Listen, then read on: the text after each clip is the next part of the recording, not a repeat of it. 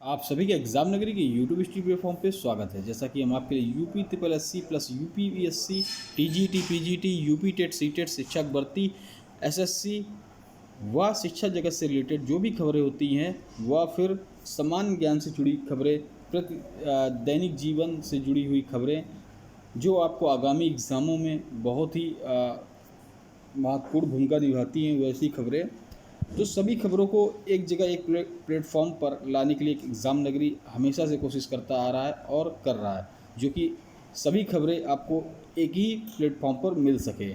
आशा है आप सभी भाई बहन जो चैनल पे नए हैं वो चैनल को सब्सक्राइब कर बेल आइकन दबा दें, जिससे आपको सूचना व नोटिफिकेशन मिलती रहे।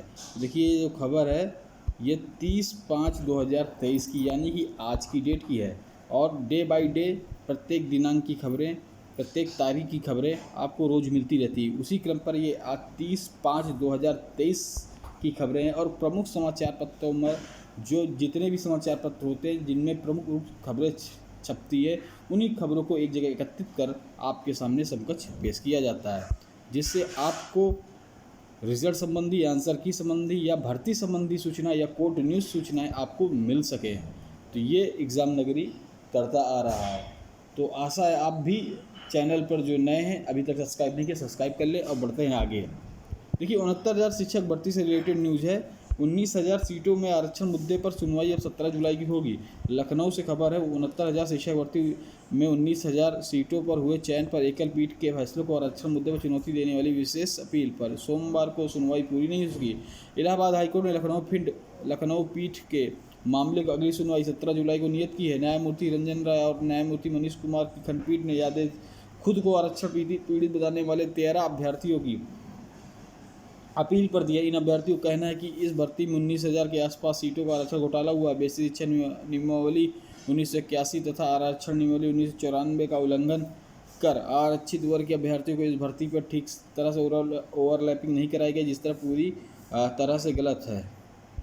तो देखिए अगली न्यूज क्या है। शोध अधिकारी भर्ती का परिणाम जारी हो गया है। उत्तर प्रदेश लोक सेवा आयोग ने राज्य नियोजन संस्थान उत्तर प्रदेश नवीन प्रभाग के तहत शोध अधिकारी प्रावधिक के 9 पदों पर सीधी भर्ती का चयन परिणाम सोमवार को जारी कर दिया है। हालांकि 7 पदों पर ही अभ्यर्थियों को चयनित घोषित किया गया है एवं 24-25 को हुए इंटरव्यू के आधार पर जिन अभ्यर्थियों का चयन किया गया है उनमें मोहित आनंद वैश्य, अभिषार, निखिल चंद मिश्रा, राबिया अजीज, अभिषेक त्यागी और रजनीश कुमार शामिल है। देखिए राज्य विश्वविद्यालय 2 विषयों में नहीं होगी पीएचडी, तो राज्य विश्वविद्यालय में अब 2 विषयों पर पीएचडी नहीं हो सकेगी। देखिए प्रोफेसर राजेंद्र सिंह रज्जू भैया राज्य विश्वविद्यालय में 2 पाठ्यक्रमों पर इस वर्ष पीएचडी नहीं हो पाएगी। प्रवेश परीक्षा के बाद एग्रीकल्चर, प्लांट ब्रीडिंग और कृषि अर्थशास्त्र विषय के कोई परीक्षार्थी सफल नहीं हो पाया। ऐसे में अब 22 विषयों पर ही पीएचडी के लिए 1 जून से इंटरव्यू प्रक्रिया शुरू होगी। इन पाठ्यक्रमों में पीएचडी अब अगले सत्र से शुरू होने की उम्मीद है। वहीं कुछ विषयों में सामान्य अभ्यर्थी और जेआरएफ अभ्यर्थियों की संख्या समान है। राज्य विश्वविद्यालय ने 24 में से 535 सीटों के पर पीएचडी के लिए 2 मई को प्रवेश परीक्षा कराई थी। आप देख सकते हैं प्रोफेसर राजेंद्र सिंह विश्वविद्यालय सेमेस्टर एवं वार्षिक परीक्षा सोमवार को अलग अलग केंद्रों पर 4 परीक्षार्थी नकल करते पकड़े गए हैं।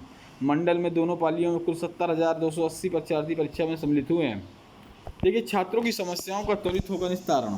तो क्या है देख सकते हैं आप कि उत्तर प्रदेश राजर्षि टंडन मुख्य विद्यालय छात्र छात्राओं की समस्याओं का निस्तारण त्वरित होगा। इसके लिए छात्र शिकायत निवारण समिति का गठन किया गया है। कमेटी की निगरानी में लोकपाल करेंगे। विश्वविद्यालय ने इलाहाबाद विश्वविद्यालय के पूर्व कुलपति पीके साहू को लोकपाल पद पर नियुक्त किया। मुख्य विद्यालय के कुल सचिव विनय कुमार की ओर से जारी सूचना के मुताबिक अध्यक्ष और सदस्यों का कार्यकाल 2 वर्ष, विशेष आमंत्रित सदस्य का कार्यकाल 1 वर्ष का होगा।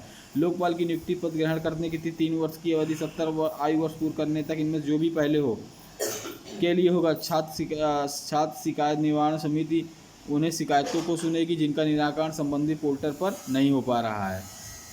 चलिए देखिए प्रोफेसर पीपी दुबे अध्यक्षता में बनी समिति।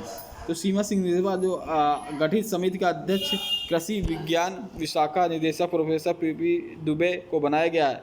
शिक्षा विद्या शाखा के निदेशक पीके स्टालिन, शिक्षा विद्या शाखा के प्रोफेसर छत्रसाल सिंह, विज्ञान विद्या शाखा की associate professor doctor Sushi doctor Shruti शिक्षा विद्या शाखा के assistant professor doctor Dinesh Singh को सदस्य नियुक्त किया गया है। देखिए 5 माह बीते नहीं हो पा रहा है अहर्ता का निर्धारण। तो इस साल के 5 माह बीत चुके हैं, लेकिन उत्तर प्रदेश लोक सेवा आयोग की भर्तियों अहर्ता का निर्धारण नहीं हो सका है। हर माह बड़ी संख्या में अभ्यर्थी ओवरएज हो रहे हैं और भर्तियों में देरी के कारण भविष्य के रास्ते बंद होते जा रहे हैं। आयोग को एलटी गेट शिक्षक के तकरीबन 6000 पदों पर, प्रयोक्ता के 60 से अधिक पदों पर, अपर निजी सचिव एपीएस के 300 अधिक पदों पर अधिचयन मिल चुका है। इसके लिए अलावा समीक्षा अधिकारी आरओ समीक्षा अधिकारी एआरओ के पदों का अधिचयन मिल चुका है।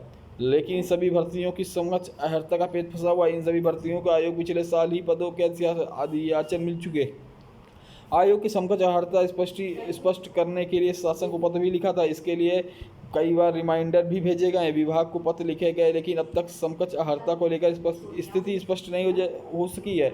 आरओ के पदों पर पिछली भर्ती विज्ञापन 2021 में जारी हुआ था, फिर नया विज्ञापन नहीं आया। एलटी गेट भर्ती का पिछले विज्ञापन 2018 में जारी किया गया था। 5 साल से अभ्यर्थी नए विज्ञापन का इंतजार कर रहे हैं। वहीं एपीएस भर्ती पिछला विज्ञापन वर्ष 2008 में जारी हुआ, लेकिन यह भर्ती अभी तक पूरी नहीं हो सकी। प्रतियोगी छात्र संघर्ष समिति के प्रशांत पांडे का कहना है कि हर माह बड़ी संख्या में अभ्यर्थी ओवरएज हो जाते हैं। तो देखिए यही है कि वर्षों से फंसी यूपीपीएससी की भर्तियां हर माह ओवरएज हो रहे हैं अभ्यर्थी। देखिए विद्यार्थी इस सत्र भी पढ़ सकेंगे एडवांस गणित। सीबीएसई ने 10वीं में बेसिक गणित लेने वालों को दी राहत। तो देखिए अब ये बढ़िया है कि केंद्रीय माध्यमिक शिक्षा बोर्ड के 10वीं में बेसिक गणित पढ़ने वाले विद्यार्थियों को 11वीं में एडवांस गणित पढ़ने की अनुमति दे दी है। चलिए अगली खबर देख ले क्या है। प्रदेश के 401 बी फार्मा संस्थानों की कंगाली जाएगी कुंडली। सत्र 22-23 हुआ, उससे पहले हुए संस्थान की भी जांच दायरे में। शासन ने निर्देश से फार्मा संस्थानों पर मचा हड़कंप। तो देखिए कि ये जो प्रदेश में बी फार्मा डी फार्मा संबद्धता को लेकर उठापटक खत्म नहीं हो रही है। शासन ने प्रदेश के 401 बी फार्मा सदस्यों को कुंडली खंगालने का निर्णय लिया। इसके लिए आगे की कार्रवाई की जाएगी। इससे प्रदेश भर में फार्मा संस्थानों को हड़कंप मचा हुआ है। शासन ने 22-23 से पहले से स्थापित डॉक्टर एपीजे अब्दुल कलाम प्रावैधिक विश्वविद्यालय की संबद्ध बी फार्मा संस्थानों की जाँच करने के निर्देश दिए। यह शैक्षणिक गुणवत्ता सुनिश्चित करने व संस्थानों को निर्धारित मानक के अनुरूप संचालन करने के लिए किया गया है। चलिए देखिए आईआईटी में प्रवेश के लिए 75% अंक का नियम सही है। सुप्रीम कोर्ट ने आईआईटी प्रवेश के लिए उच्चतर माध्यमिक परीक्षा में 75% अंक के पात्रता मानदंडों को चुनौती देने वाली याचिका सोमवार को खारिज कर दी है। न्यायमूर्ति सुधांशु धूलिया और न्यायमूर्ति के विश्वनाथन की ओर से अवकाशकालीन पीठ ने कहा है कि यह शर्त पहले भी थी कि वह मामले के हस्तक्षेप के इच्छुक नहीं है। शीर्ष अदालत ने कहा कि शिक्षा से जुड़े मामले हैं, इस मुद्दे पर विशेषज्ञों पर छोड़ देना चाहिए। पीठ ने कहा कि यह स्थिति हमेशा ही सही थी क्योंकि हमेशा से थी, हम क्यों दखल दें। शीर्ष अदालत ने चंदन कुमार द्वारा अन्य आईआईटी में प्रवेश के लिए 12वीं कक्षा बोर्ड में 75% अंकों की पात्रता मापदंड के खिलाफ दायर याचिका पर सुनवाई कर रही थी। चलिए अगला है, देखिए फार्मेसी और इंजीनियर में महामारी है। 2,38,388 सीटें हैं पॉलिटेक्निक में। 78 तकनीकी पाठ्यक्रम में डिप्लोमा देता है संस्थान। चलिए अगली खबर है, मुक्त विद्यालय में लोकपाल सुनेंगे छात्रों की शिकायत। इलाहाबाद विश्वविद्यालय पूर्व कुलपति प्रोफेसर पीके साहू को 3 वर्ष के लिए सौंपी गई जिम्मेदारी। ये खबर मैं आपको ऊपर दे चुका हूँ। अब देखिए एलयू में 15 जून तक दाखिले के लिए आवेदन है।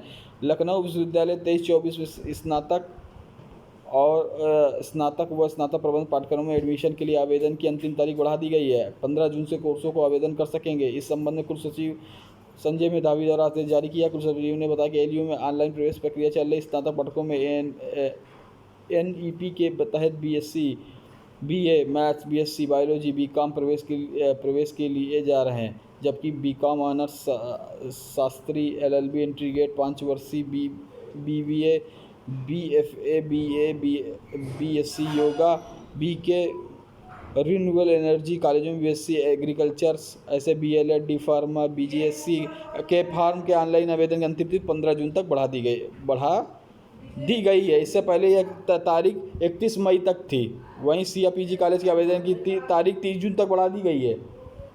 अंक पर त्रुटियाँ ठीक करने के लिए स्कूल जाएगा यूपी बोर्ड। देखिए अंक पर त्रुटियाँ ठीक करने के लिए स्कूल जाएगा। 40,000 से ज़्यादा लंबित मामले को निपटाया निपटाने को नया प्रयोग है। 12 से 30 जून तक मध्य जिला स्तर पर लगाएंगे कैंप। तो देखिए 2023 हाई स्कूल इंटरमीडिएट परीक्षा का परिणाम कीर्तिमान रचने के लिए यूपी बोर्ड ने आवेदन पत्रों को प्रमाण पत्रों की त्रुटियां ठीक करने के दिशा निर्देश बाढ़ और नया कदम उठाया। इसके लिए विद्यार्थी अब यूपी बोर्ड नहीं आएंगे बल्कि यूपी बोर्ड में उनके जिले में जाएगा। जिले किसी विश्वविद्यालय कैंप आयोजित किए जाएंगे। स्थान व व्यवस्था डीआईएस करेंगे, जिससे बीएसए के साथ संबंधित विद्यार्थियों को विद्यालय प्रधानाध्यापक भी उपलब्ध रहेंगे। प्रथम चरण में यह कैंप 12 से 30 जून के मध्य आयोजित किया जाएगा। आयोजित करने के निर्देश यूपी बोर्ड सचिव दिव्यकांत शुक्ला ने दिए हैं। देखिए अगला है डीएलएड प्रशिक्षण 2023 के ऑनलाइन आवेदन चालू हो चुके हैं। पूरी समय सारणी जारी कर दी है। आप देख सकते हैं कि जो पंजीकरण प्रारंभ होने की तिथि है तो 2 जून है और ऑनलाइन पंजीकरण की अंतिम तिथि अगर देखें तो अंतिम तिथि है 27 जून और ऑनलाइन शुल्क अगर जमा करना है तो 28 जून। आवेदन को प्रिंट करना है तो 30 जून तक है। अगर आप डिलीट करना चाहते हैं तो आप समय सारणी डाउनलोड करके फॉर्म भर सकते हैं। देखिए अब ये चीज़ है कि आपको समाज ज्ञान जनरल से रिलेटेड भी कुछ खबरें डाल दी जाती हैं। जैसे चेन्नई इस बार 5वीं बार चैंपियन बनी, तो चेन्नई 5वीं बार चैंपियन बनी है। 5 विकेट से गुजरात हारी है। अंतिम गेंद पर चौका जडेजा ने जिताया है। 20 करोड़ रुपए की इनामी राशि विजेता ट्रॉफी को संग मिली है। 13 करोड़ उपविजेता को तीसरे नंबर की मुंबई को 7 करोड़ मिले हैं और 250 आईपीएल मैच खेलने वाले धोनी पहले क्रिकेटर बन गए। देखिए फिर इसके अलावा अगला आप देखिए अंतरिक्ष में पहुंचा अपना नाविक। तो अंतरिक्ष में पहुंच गया अपना नाविक। नेविगेशन सैटेलाइट NVS-01 लॉन्च कर दिया गया और GLSV देखो नेविगेशन सैटेलाइट NVS-0 लॉन्च हो गई। GSLV F-12 रॉकेट को भेजा गया अंतरिक्ष में। इसरो की शानदार और कामयाबी मिली है।